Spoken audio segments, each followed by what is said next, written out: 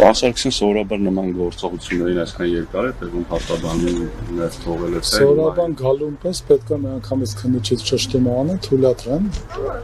Հիմա չգիտեմ իր տեխնիկական հարցեր ունեն, տարբեր աստիճաններով են ոնց որ զեկուցում,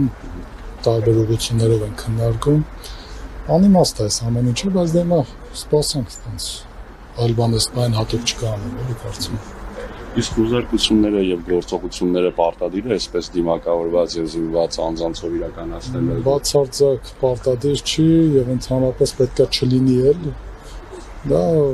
այսպեսի գործողություններ արվում են